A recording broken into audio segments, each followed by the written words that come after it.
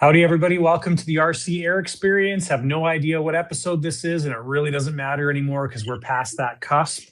So we are here. We've got some wicked guests today. Well, not guests. We've got one guest and one regular. So Anthony's here from FPV Builds, and we've got Felix here from, everybody knows him online as Loebair. So welcome, Exactly. Felix. Thank you for joining us on the podcast. Appreciate it. I feel very honored. Thank you. Thank you, guys. Is that the correct pronunciation? Because I didn't want to butcher that. Is it Loebair? Yes, it's hard to pronounce. The origin of the name is basically my last name, which is in German, you say Loebair, and it's just a small joke with my name. That's all. And I never changed it, even though I thought about it many times because it's hard to pronounce, but I kind of just stick to it now. Fine. Yeah. Very cool. So is your last name spelt like that, or is it? Not really, no. All right, so you added the air. Exactly, I added the air. Very cool. Just fit it somehow. Yeah. I was going to ask where the name actually came from, so that's actually cool that you went into that. It's kind of nickname I got, like, I don't know, 15 years ago or so, and I still stick to that. That's the boring story behind the name. And you've been doing this for a while, right? Your videos Long go time. back. Yes. So I started this hobby like almost 20 years ago. And when I was a kid, Airfield wasn't far away from me. And I just went there by accident, basically, with my bike. And I never stopped going there because it was my thing, my passion. And since I was 9 or so, I totally put all my focus, all my time and money into this because I really enjoy it. Yeah. Yeah, that's pretty much all of us, right? I started out as a kid. I fell in love with RC. That's what I want to say. Like, I'm sure we all three just started like this at some point years ago and fell for it. Yeah. Yeah. I like everything RC. I'm one of those real RC enthusiasts that just loves everything RC. It's just fun. I'm like a kid on Totally Christmas. agree. Yeah. Yep. Yeah. Unfortunately, it's hard to like do everything. So you gotta focus on one thing, maybe. Yeah. I also like to see RC cars and boats and whatever, but of course you can't do everything. So my passion is planes, totally planes. Go ahead, John. You were going to ask him something? I was going to say, where's home for you, Felix? I'm based in Frankfurt, Germany. So, Okay. yeah.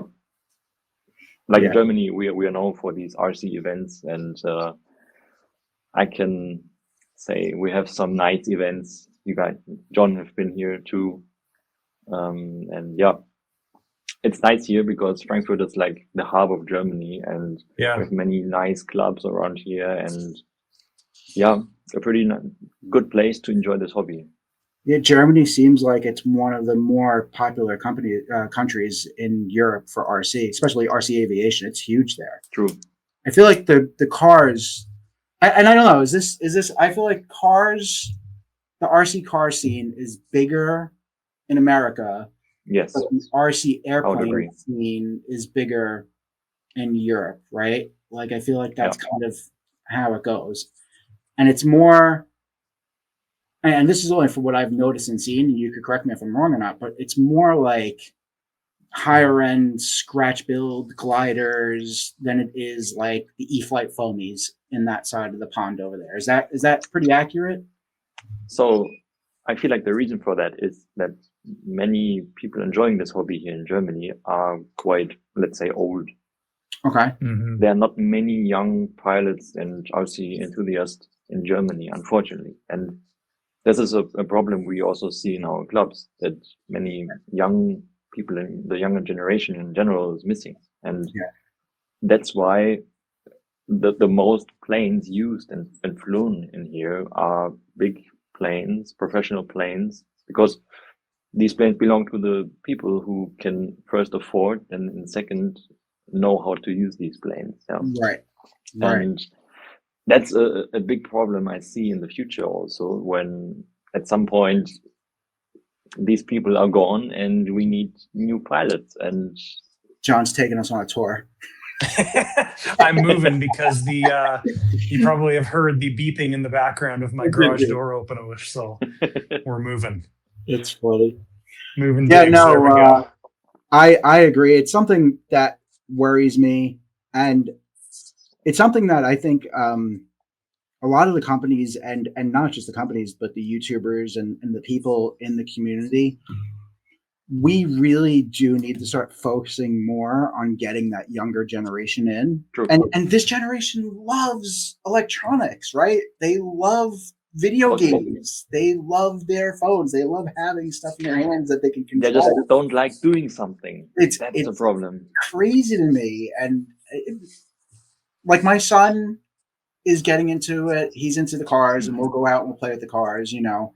He's 10, so he's not fully into the planes and stuff, and I'm starting to get him into that. But yeah, like I've noticed, like he's not as excited as I was when I was a kid. Like when I would look through the Tower Hobbies catalogs and dream about the most expensive car in there that I would never own and stuff like that. And I don't see that with them. It's weird, And also because there's too much offered. Right. Yeah. You know? And as a starter in this hobby, it doesn't matter what age, you're just flooded with everything, and you don't even know what and what you should get and what not to get, and it's hard to find something that suits you and you can have fun with. And also when I started in this hobby 20 years ago, of course we had online shops and stuff like that, but it wasn't something you would buy online. You would search for a hobby store or whatever, local, and feel it, touch it, and you have a totally different connection to it, of course. And that's something that's totally lost today. And that's why people, if they don't see it or can feel it, they don't need it. And that's sad. That's actually sad. I actually just had this conversation with one of our friends' parents of one of our son's parents, and they were asking, my son's kind of starting to get into it. What do I get him? And I said, look, if you start now, get him one of those little foamy kits that comes with the controller. It's got a little gyro in it and everything. He can start flying like that. And then I was like, as far as cars go, like you can get a cheap entry level hobby grade car. Buy him something like that. Don't buy him like the Toys R Us special, because it's not going to be great. Like he'll have more fun. And there's some affordable, entry level RC cars and stuff out there that can get people in. But yeah, it is overwhelming for somebody to start out and get into the hobby. Like, what do you get into? And I get that question all the time from people who, with the store, who are looking to get into like planes. They're coming from cars or something else.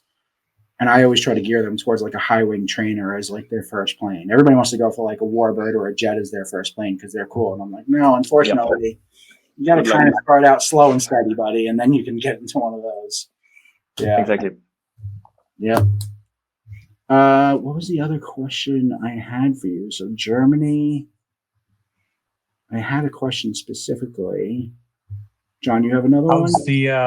How's the YouTube and Instagram journey been going? You've got a quite successful Instagram page. YouTube, I see you're growing. Slowly, yes.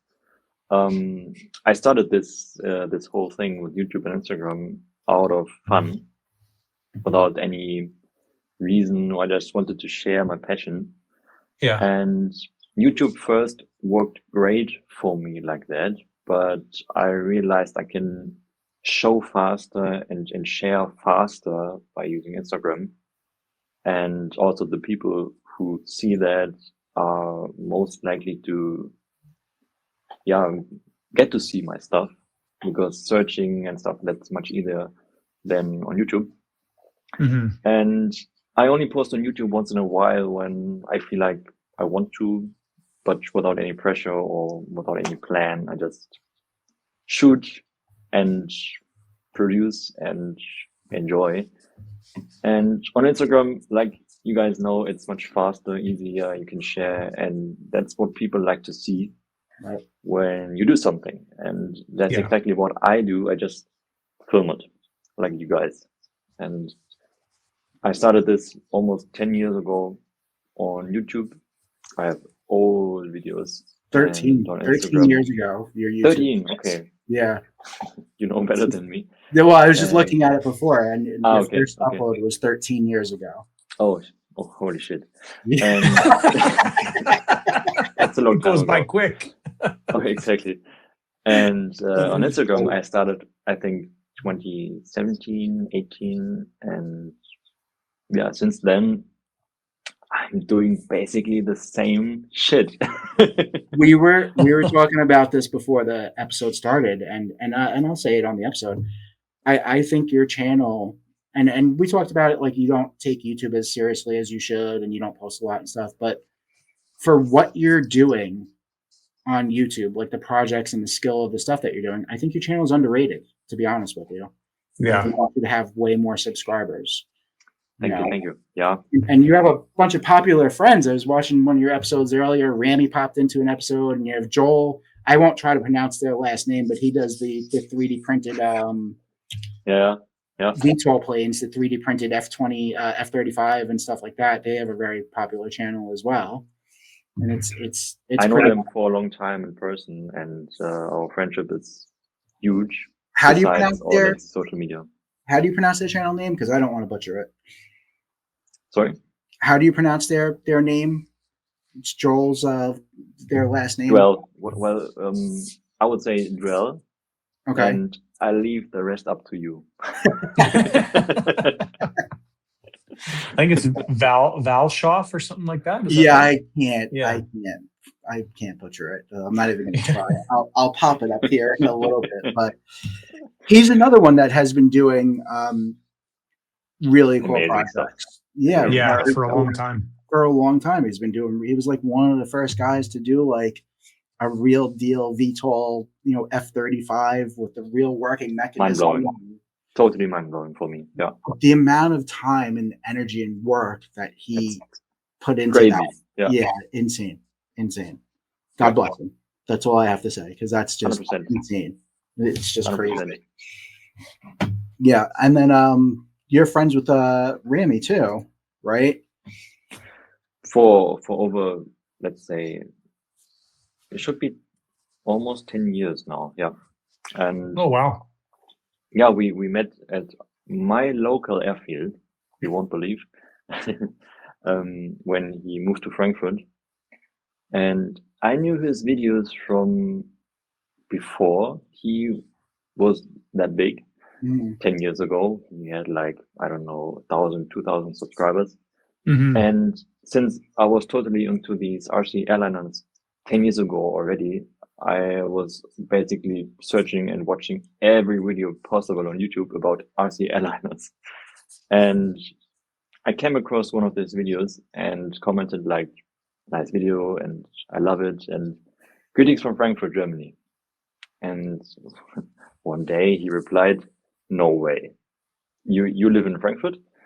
And then this thing happened. We met the first time 10 years ago or something like that. And since then, we are very close friends. And he's not living far away from me, like 10, 15 minutes. And we do way more things offline than online. And it's a great journey to be part of that somehow. Yeah.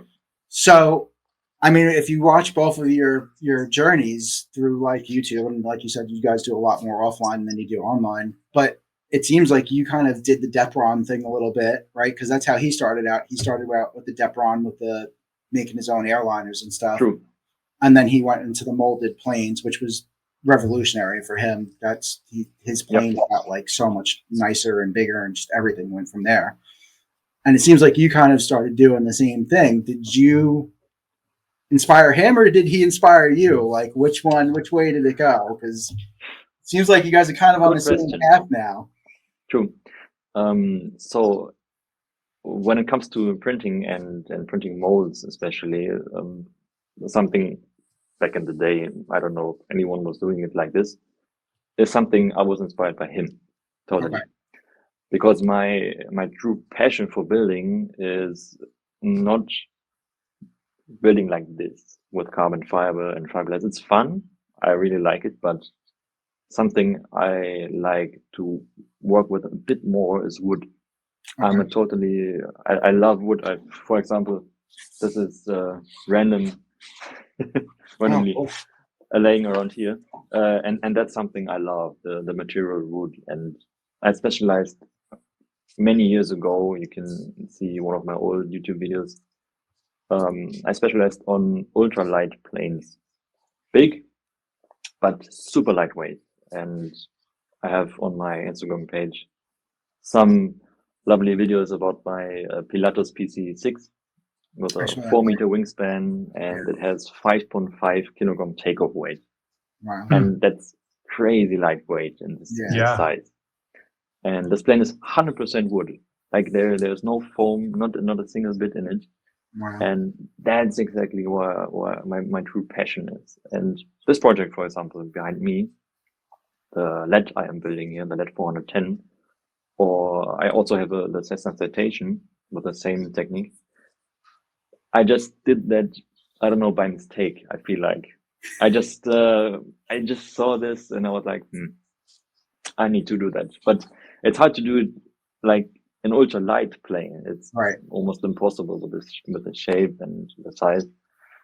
And that's why I got this project now. But I mostly focus really on woodworking, and that's my passion.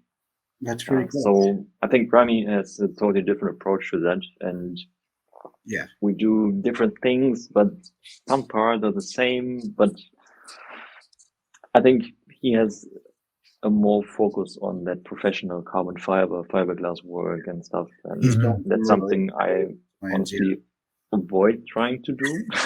It seems like it's a ton of work. I mean, watching what you've been going through on that one. And it's funny, you shared an interesting fact before because we were talking about printers. You don't have a printer, so I'm like baffled by that because wow, right? Like he's using molds, and I'm like, he's printing the molds like Rami does, and cleaning up the molds and making the plane. He doesn't even have. I have good friends that say like this. That's for somebody who's doing like scratch building like that, you would think that you would have a printer because they do help, even like little parts, like prototyping and stuff. Have you thought about getting one, or you're just not? You're like, I'm not gonna dive into that. Yes. Check my Instagram profile. There's one sentence which describes that very well. I don't have a CNC, I have hands. Nice. And since my daily job is also working with CNC stuff like that, in the evening I come back in my workshop, turn on the lights, and I forget everything. And I love to create something with my hands, with my mind, without any computer being here. I like to draw stuff. And that's how I basically built these ultralight planes. There is no CNC machine involved. It is just my hands doing this. And that's what I love. And that's what I really enjoy. The way to the end of the working process. That's also something I enjoy. The process itself. And that's why I have no printer and no CNC machine, because before I can even start to create this digitally, I have it done by hand twice. Wow. That's the reason for that. Yeah. You were saying before we started the episode, you were saying that you I didn't know you actually so you design and build not sunglasses, but glasses. Like you're actually like manufacturing glasses. No, my job is I'm an optician, and we run a small family business here in Germany. Okay. Yeah, and I'm directly talking to my customers, and that involves a lot of hand working too, and that's also why I got this job, because I like doing stuff. Yeah. Very cool. Yeah, that's something that you wouldn't think that like you did as your day job. Totally different thing. Yeah, completely different. So what can you tell us about your project you've been working on in the background there? I've seen a bunch of shorts on everywhere, and it's it looks like a lot of work. Yeah, it is. I showed the whole process on my YouTube channel about the sanding and filling stuff of the carbon fiber fuselage I have here in my background, which now looks quite nice. And many people were like, why are you showing like that? Why are you showing 20 minutes of just sanding and filling and sanding and filling? And I don't do this perfect. Like, I do this by hand, like I enjoy it, and it's part of the hobby when you build a plane like this that Right. you sand and fill and Yeah. whatever. It takes time, that's part of the whole project. Yeah. And that's why I also showed the whole process, because I felt Yeah. like it was a part of it, And I am building now the LED 410. That's a plane from the Czech Republic. It's basically a cargo plane, and it has, in this configuration, it has 3.2 meters, something like that, wingspan. And I want to power it electric, of course, and do all kinds of stuff. And I can show you maybe the wing in the background. There's one, and it's all wood. And Oh, wow. that's what I love. Yeah, and I started this in the beginning of the year, and when the summer was coming here to Germany, I of course went to the airfield in to my workshop, and that's why I just continued building it a few weeks ago. I put it up on the screen. That's the plane, right? Yeah. The L410. Exactly. Yeah. Yeah, it almost looks like the what is that twin motor plane? Twin otter. Yes, it almost looks like a twin otter, right? Yep, it's not far from that. Yeah, true. Very cool. So I like this because it's unique. You going gas or electric on this? Electric. Electric. Yeah.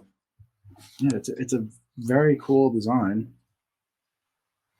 Yeah, as I said, it's something different and not everyone has it. I saw one or two guys on YouTube also building one of these, much bigger than this, but it's rare. You don't see it very often. Twin otter and something like that. I guess what the Twin Otter's motors are. The Twin Otter's motors are what, spread out a little bit different? They look like they're a little bit farther apart, I think. They do, right? And I think they are a bit higher also on the wing. Yeah. If I remember correctly, yeah. But it's not far away from each other. Yeah. No, it's pretty close, yeah. Yeah. And I'm building this project with a friend of mine from our club, and he's the guy who printed the most. That's okay. That's a friend right there. Yeah. Some big molds. Yes.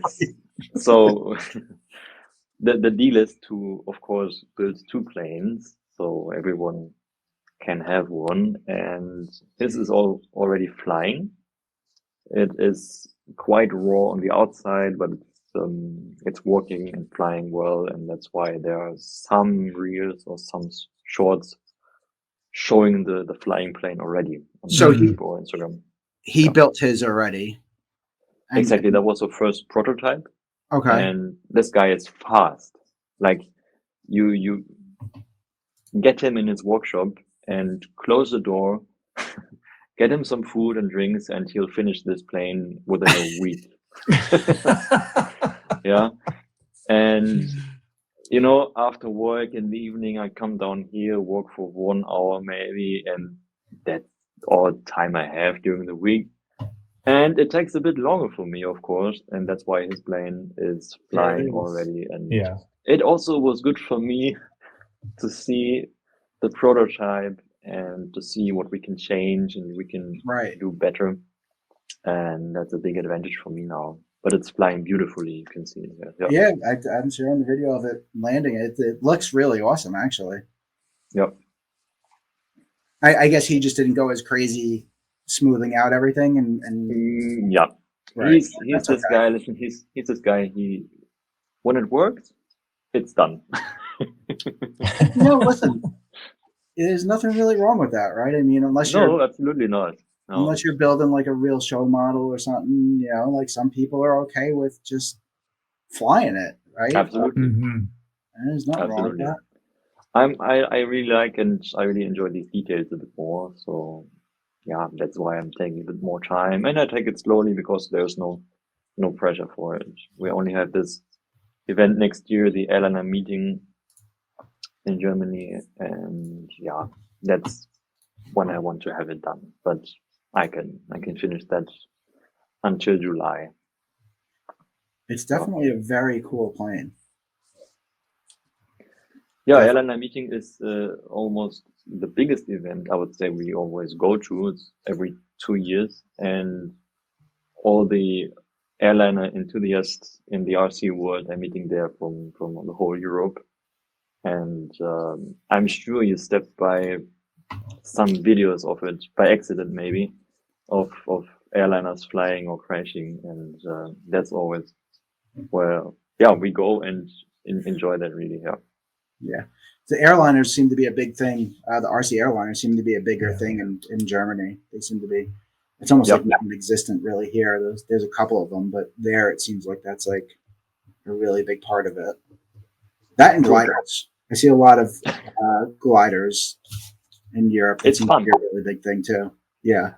I also fly. I have one big glider, 6-meter glider, and I really enjoy it flying in the summertime. You get up in the air once and you fly for 1 or 2 hours without any engine, and that's the whole challenge of it. And it's so much fun to search and hunt really for thermals going up, because there is no engine. You have to find something, and that's so much fun. I really enjoy that also. Yeah. Wow. And you're flying Jetty, right? So Jetty has probably a vario sensor that you can use that will it'll tell you if you're going without up. vario. It will be very hard to like imagine the plane being, I don't know, distance 500 meters, 600 meters away. Right. You see that small dot in the sky. Yeah. It's hard you don't have the feeling of it sitting inside, of course. So you need a vario. Yeah. What you need to do is throw an FPV setup in one of those gliders, and then you'll really enjoy flying and just hanging out for an hour at a time. Because that's I have a couple of planes like that. That's what I'll do. I'll just float up there for an hour, and you're just hanging out, taking in the view. Need a recliner at that point. You just have your lazy boy out there at the field. You do. There's been times where so I have an old one. My friend actually. It's funny. We there was a guy, like an older gentleman, getting out of the hobby, and we bought like a bunch of. He had some E-Flight stuff, but we bought a bunch of he had like older balsa gliders and stuff like that. And we bought a couple of them. We ripped out the electronics and threw newer gear in it. We threw FPV setups in them. And after 40 minutes, you're starting to get tired, and you come down and used a quarter of the battery. They're actually kind of hard to land sometimes too. You have to keep trying to circle to bring the things down. Some days they don't want to come down. They don't want to come down. It's impossible to get them down. So it's fun though, and I do enjoy that sometimes. Just taking in the views, just because you can see everything the plane sees, and you're just up there and just seeing the horizon, and it's been into FPV years ago, and I think it started 2018 to 2021. I was really flying FPV a lot, quads, and also I had a few planes. But there was, I don't know why, but there was one point I was like, okay, I'm done.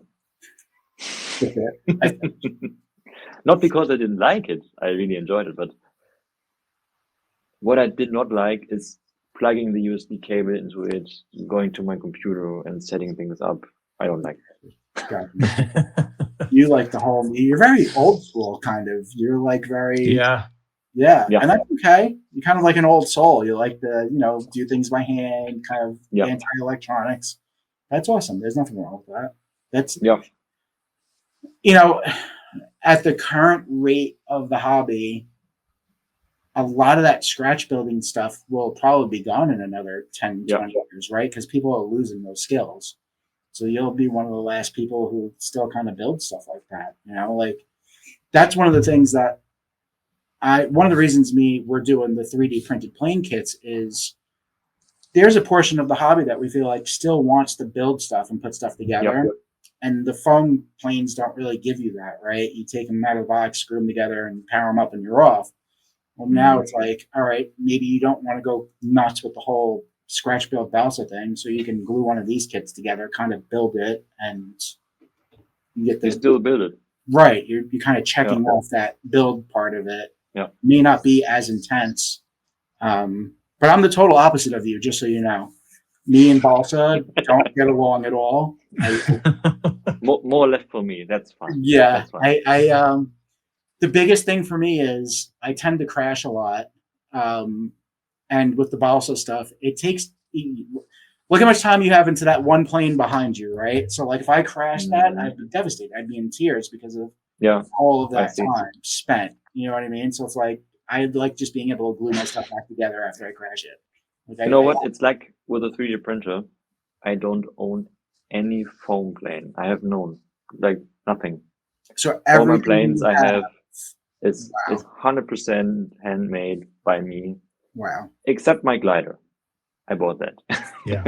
Who's that by? Who's the glider from? What company? Well, the glider itself is minimum 20 years old. It's quite old, and I don't even know the manufacturer of it, but I think it was a German manufacturer, of course. And it flies great. It got a new paint job for me, and it looks like brand new, but it's super old. Yeah. That's so most people will have like John even has one or two foamies, and I just added to his foamy collection, but John even has one or two foamies that he will go out and he's, the high end jet guy. It's very rare that you don't have a foamy that you could just throw in your trunk and take to the field. Yeah, absolutely. That's a rarity right there. It is for sure.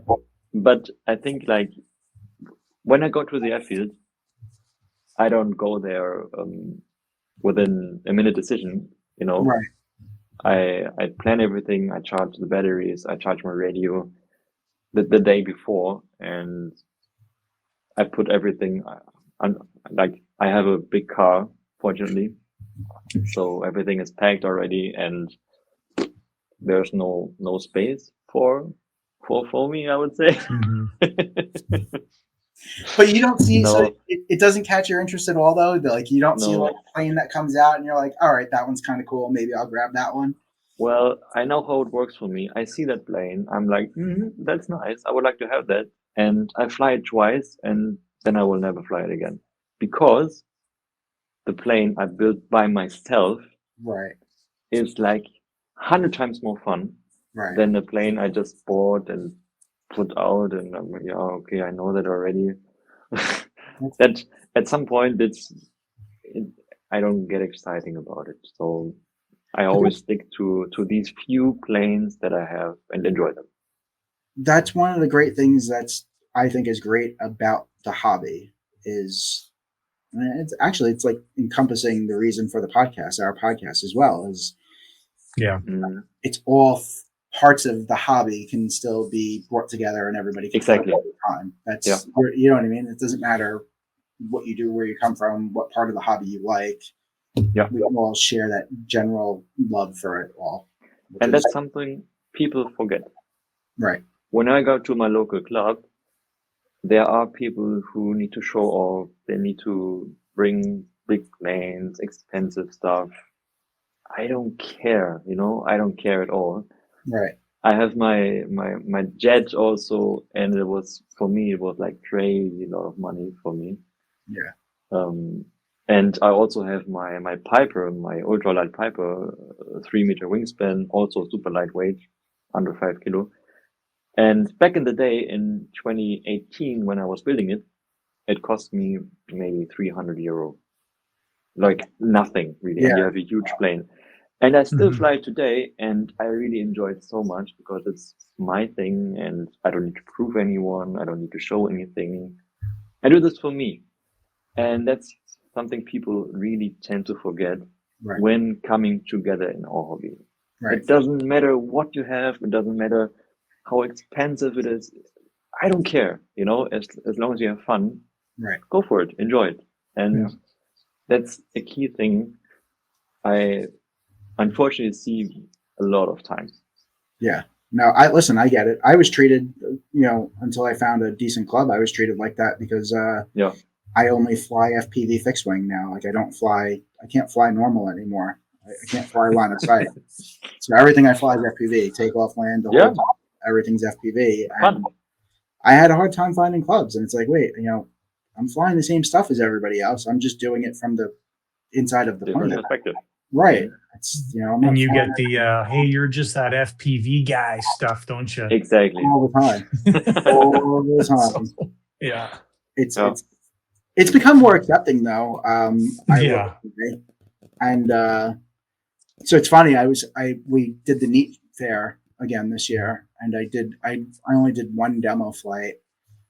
And last year I kind of was like a little reserved in demo flight. I was a little nervous. I didn't want to do anything stupid or crash in front of a whole bunch of people.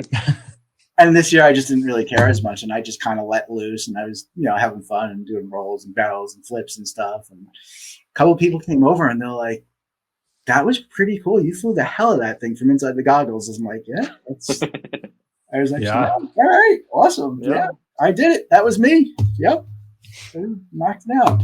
So how many planes do you have now altogether? Because that's we ask everybody. Yeah, this is on a construction, as you can see.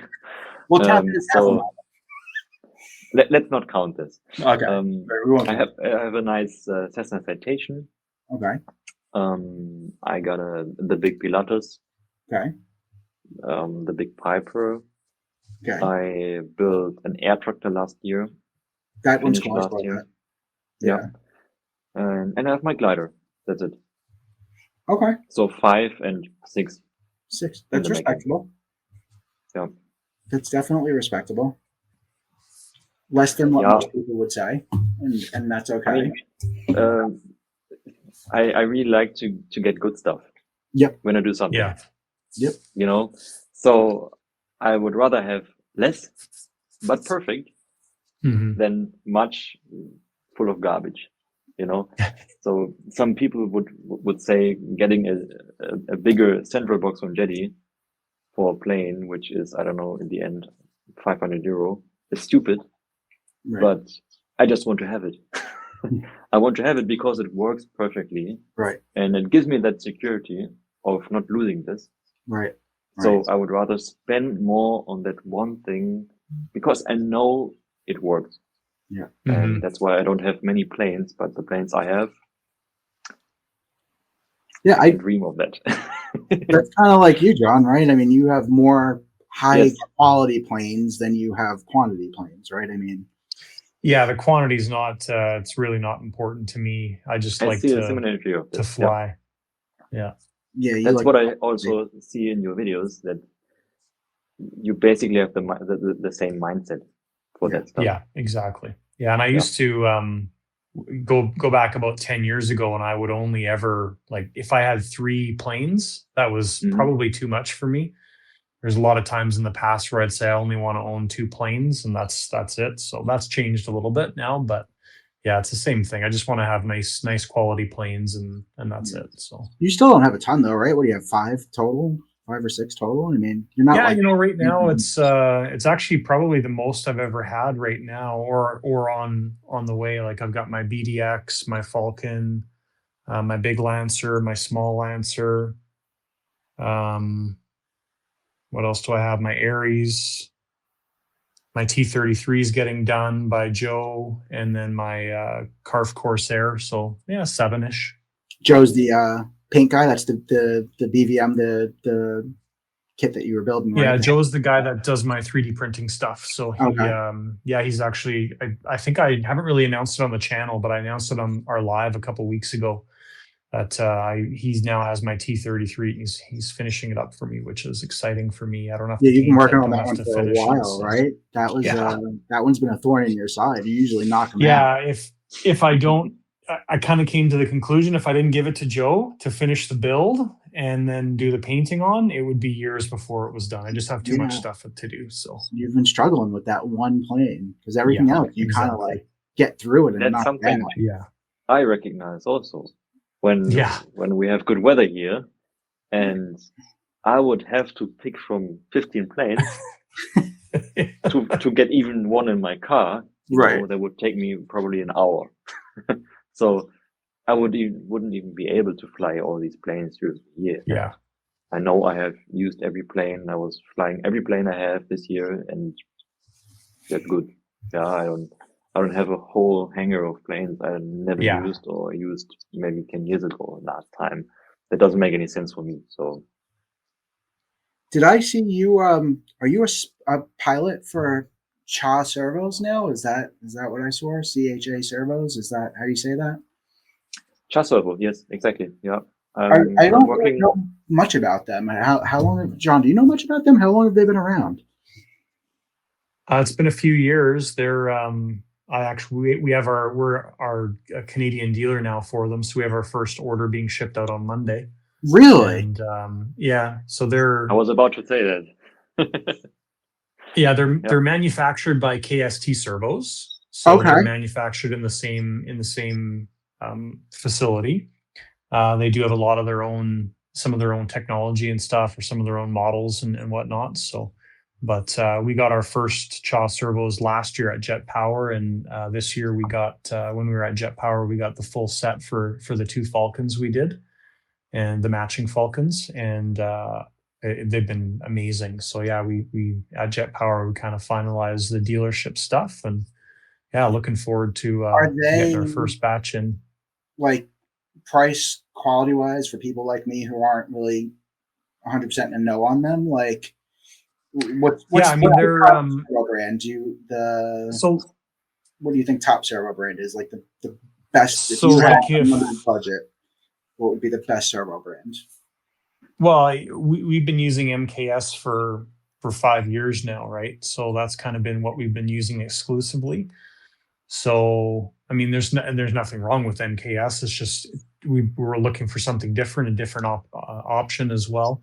Right. And the other thing that CHA Servo is they're like, so MKS, they're made in Taiwan or wherever. They're imported to the US. So right now, when they get imported into the US, the tariffs are increasing the price.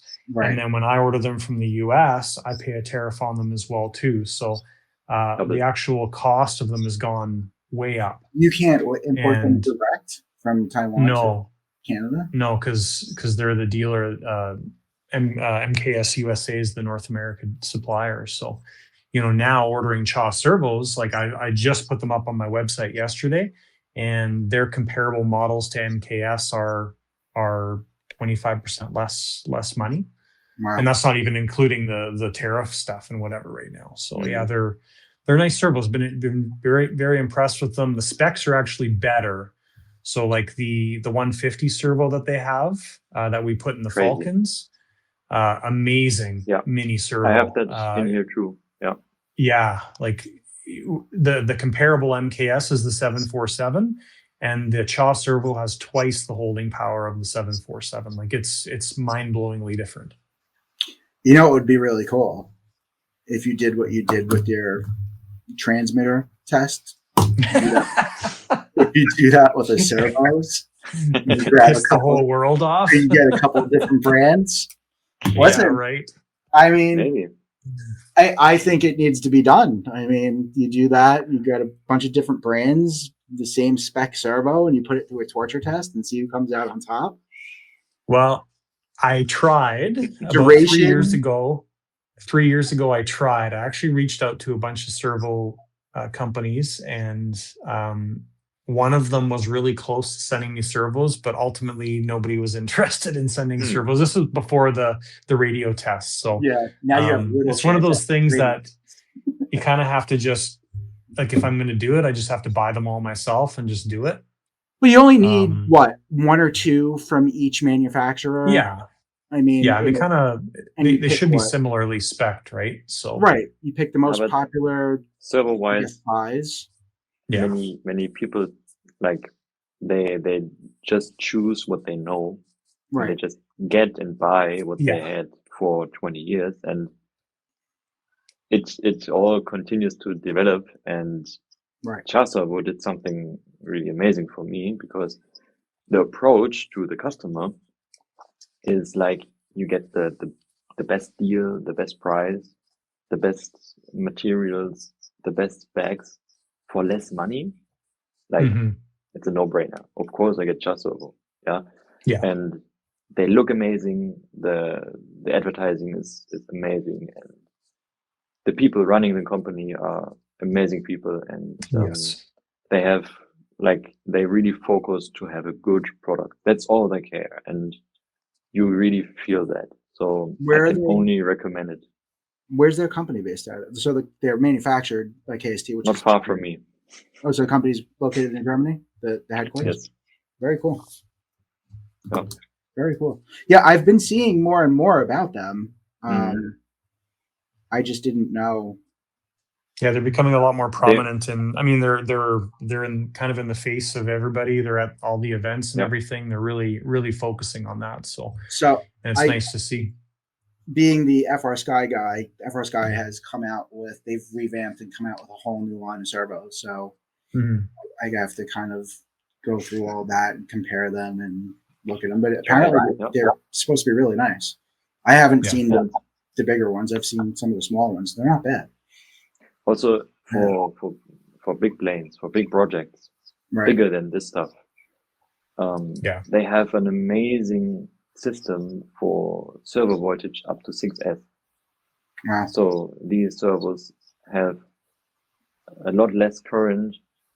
They have cables that are much lighter because they can be thinner, and the power they have is insane. So it was a no-brainer for Rami's A380 he's building now. Oh, he's putting servos to use Servo, of course. Wow. Because all the advantages are so big compared to these other brands, which are not bad, but Servo is like having this niche for themselves, like literally for themselves. I have so many questions. Have you seen one of the servos that he's putting in that? Like, have you held it? Because they have to be like the size of a cell phone, right? Like, how big are these servos? Bigger. They have to be huge, right? Like, Yep. They are big, and I don't know any other like RC brand going into that niche to develop such a product for not many people using it, but it works just flawlessly without any problems. And so do they custom build that stuff for him? Does he say, "Hey, I'm building this massive plane and I need massive servos, and these are the specs. Help me out"? Like, how does that? It can be done. So Servo is offering that if you have a special project like this, like the A380, you can reach out and say, "Hey, I have these specs. I need this servo. Is there something I can use, or maybe can I get one of these exclusively, like just for me made?" And it is possible. They do it. Right. But in this case, it is a servo which will be coming out soon. And I think he got the first prototype of it. I'm not 100% sure, but no, I get it. But these servos are also supposed to be used in the future for, of course, military purposes. Right. There's so many applications between underwater drones and regular drones and everything else that, I can see that. There's a lot of military stuff going on right now with all this stuff, with all of our hobby stuff. Unfortunately, yes. Yes. It is unfortunate. It's kind of a scary thing, right? You can go out and buy a plane and strap a grenade to it, and that's it. Now it's a weapon. What about, so like, I've always been curious, and like the motors, like that he puts on some of these things, like the Schugler, like EDFs and stuff that he's using. Like, I guess that's the same kind of deal, right? He like says, "Hey, I'm building this massive plane. These are the specs. Can you guys?" So there's a company manufacturing these huge EDFs. Okay. I don't remember the whole name of the company, but it was Velocifan, something like that. Vasifan sounds And great. Velocifan, yes. Right. And they manufacture these huge EDS, but not for him. They make these anyway, and they just perfectly fit into the scale of the planes. Yeah, it's mind blowing. It's really mind blowing. Oh yeah, the size of the stuff he's dealing with is just wild. Just the ESCs and the motors and just it's all really cool. Way out of my range. Oh yeah, I think it's out of a lot. I think it's out of a lot of people's range. Mm-hmm. The stuff John does is out of my range. Are you kidding me? For me too. But for me, it has to be practical. Right. It has to fit in my bus. I need to have it here in my workshop, and it can't really go bigger than this without causing a lot of trouble. Right. Yeah. It's listen. That thing's gonna come out beautiful. Good luck with it. That's the amount of time and work. Well, winter's coming up soon, so flying weather won't be right. You're coming into winter soon. Flying weather won't be as nice, and you'll have more time to finish it up now. You'll be able to get in the basement and start cranking it out. John's looking forward to build season. He's probably got 6 months worth. Oh, it's full on started. It's 14 projects in the queue now before March. No time so left. There's a lot I can to hear do. that already. Yeah. You're a machine. I don't know how you do it. I give you a lot of credit. I still don't know how you do it. It's insane. I don't know. I might just need to do better time management or something because I just that could be it. I don't get it. I try to get a lot done every day. It's just but you guys do this for a living at some point, and that's something. If you like focus on that full time. Every day, all day, you forget to enjoy stuff like. It's funny that you say that. I'm not saying you don't enjoy it, but I enjoy different than you do. I was actually just thinking about that the other day, and and not to be like kind of corny or cheesy, it actually made me sad a little bit because I got into all of this because I love the hobby and I've been in it forever. And I just realized the other day, like, I haven't been enjoying it a lot lately. Like, it's just been like the business part of it. So I haven't been actually like being able to enjoy like going out and flying or doing something like that. And I'm like, I really just need to set time aside to do that. So like last weekend, it was kind of nice out. And me and my son took a bunch of crawlers and cars to this little wooded park we have. We were crawling over stuff and driving through water, and we just had a blast with it. And I was like, that was a lot of fun. I haven't been able to do that in a while. And the other thing is, I went to go have fun. About a month ago, I took a plane out to the field, and I wanted to just have a fun, enjoyable flight. And the canopy flew off and took my receiver with it right to the ground. So, yeah, I actually pulled a short up about it and made a video about it because I want people to learn from my lesson. So I put the FPV, I make my own gimbals, pan tilt gimbals with servos and 3D printed parts. I had that in the canopy, and then I had the video transmitter and everything in the canopy, and I wanted it. It looks nice and clean in the canopy. There's no antenna sticking. I saw the video. Right. Yeah. So not thinking, I put air holes on the side of the canopy to let air in and then kind of vent the air out, not thinking that itself would act almost like a parachute and inflate the canopy. And it would have been all right if I didn't have to plug the servos into the receiver. If the plane probably would have survived, but because I had to plug the servos on the gimbal into the receiver to forward the head tracking, the whole thing just ripped out the receiver mid-flight. You can see the video briefly where the canopy flies off and the plane just went whomp right. And it was hard. It went down pretty fast and hard. It was not good. Wild. Yeah. So I learned that lesson like really quick. I need to, if I'm going to put air holes and stuff, I need to have a latch like really hard. You can't, no latch. Just notched in the front, clipped in the back, and it just went right in the air. That's it. I am super lucky because I had that plane at NEAT and I did a bunch of demo flights with it. Yeah. the good thing was it wasn't really that windy at Neat, and everything was kind of like we had like gorgeous days this year. Like it was super nice, no wind. So I really think that me flying it on that windy day just really didn't help it. But yeah, I was thinking back, I'm like, I probably would have been in a bad way if that happened at Neat, because it could have just let loose anywhere and flew into a crowd. That's a bad situation. So I'm lucky it happened here and not at exactly.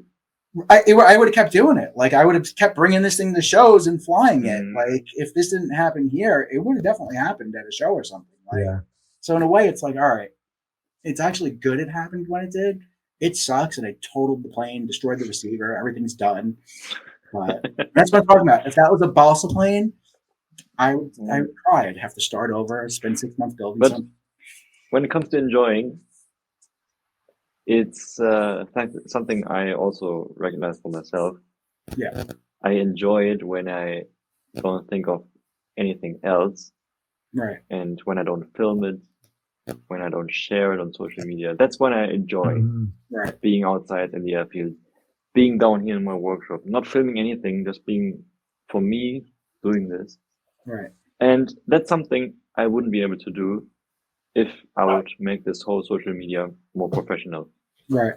I thought of doing it. I thought of making this whole thing more professional, of filming more, sharing more. And then I was like, okay, what's the advantage of it? Like, of course, my channels will grow and stuff, blah, blah, but do I need that? Do I want that? Because I was seeing it in parallel with Rami, with my friend Rami. I was seeing the whole story behind that. And I was like, no, let's keep this hobby for me, and let's just let this be something you can enjoy. And I only share and do this when I really want to, and when I have the mind for it. Nice. I respect that a lot. Yeah, that's a good decision. But you because I don't want to earn money. I don't need to earn money for this. I do it for me. Yeah. You seem to do a pretty good balance, John, of having fun. Like you have a very good system. I give you credit all the time, but you do. It's like you still, with your building and your day job and your kids and your whole situation, it's like you still manage to go out and have fun and fly, right? You fly a bunch in the summer. I mean, yeah, I do, and I use that as my getaway time. Right. Kind of like what Felix was saying too. It's That's like, so I used to video some of the events and things that I go to. Like the only event that I videoed this year, obviously Jet Power, because it's not really an event, but and then when I went to Turbines and Tumbleweeds, that was kind of a fun little vlog type thing. But other than that, if I go to an event and fly, it's more about me flying and just meeting up with people and chatting with people and just socializing in person. And that's it. So I spend more time enjoying myself. On these events, doing this all the time. Right. You want to enjoy it. Yeah. It's definitely something I need to work on a lot. And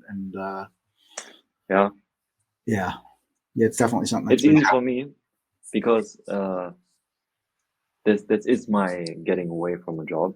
Right. Mm-hmm. Right. It is easy for me, but if you do it all day, every day, it can be hard, and fun can be lost. Yeah, and yes, absolutely. I spend a lot of time. I think that's the sadder part for me. And anybody watching this, I'm not putting this in the wrong way or anything. I spend a lot of time talking to customers about like their radio. Like I do a lot of tech support for the radios and stuff like that, helping people walk through it. And I spend a lot of people talking about how they're having fun flying at the field and they were using the radio and this happened or that happened or they're trying to figure out this or that. And then back in my head, I'm kind of jealous. Like, oh, you get to go out and fly and have fun with this, and I got 3 more phone calls to get through to help people out with this stuff. It's like, and I enjoy talking to people and helping them with their stuff. It's not what I'm saying. So I do. Yeah, they can also be fun. Yeah, it is. It is. And I get to talk to some really cool. One of the cool things about it is I get to hear about some of the cool projects that people have. And it's so widespread. So like literally like a week ago, I sold a radio to a guy who does animatronics and robotics for Hollywood. Wow. Like he's using like an FR Sky radio to control like, basically like R2D2, let's say. Mm-hmm. Like he's doing that kind of stuff for like movie sets and stuff. Like that's freaking cool. Like, so I do get to talk to some cool people who are doing some really cool projects and doing stuff that's like not your normal, like everyday thing. So it is fun in that aspect as well. So, yeah. All right. I think we're about that time. I think we're almost at it. Yeah, we're at an hour. Felix, thank you so much. I will put all of your links in there. John, do you have any other questions for him? No, thanks, Felix. It's been great chatting with you, and it was an honor. We met a couple of years ago at Jet Power, and it's nice to actually sit down and have a discussion with you. So the honor is ours. Like I said, I feel so bad for not having you on sooner, and we will definitely stay in touch. Yeah, so that's the good thing. I have no pressure. I have time. John was a trooper during this, so John actually has no power at his house right now. So I can see. Yeah, he's been dealing with power issues, so he had to hop off. But thank you everybody for watching. Felix, thank you for coming on. It's been a pleasure. Thank you. Take care. Bye-bye. We'll see you soon, buddy. We ended, but he didn't have to come back on. I let everybody know that you were having power issues, so you're good. Can you hear us? Yeah, I don't think you can hear us. Are you guys still there? Yes. Okay. I got a phone call, so it dropped everything. I know. Okay. I let everybody on the podcast know that you were having power issues, that you had no power. Oh, there we go. I'm back for the fun finale. So and you troopered through it. No, that was it. I'm gonna leave this in though. That's funny. Yeah, that's it. Thank you everybody, and Felix, we'll talk soon, and thanks for coming on, buddy. Awesome. I hope thanks, to be guys. back one day. You will, absolutely. When that project's done. Let me know. When that project's done, we'll do it. Maybe in a year or so we can talk again. Absolutely. I would really enjoy that. And it was an honor. Thank you guys. And hope to see you again soon. All right, buddy. Thank you. Thanks, guys. Good night. Good night, buddy.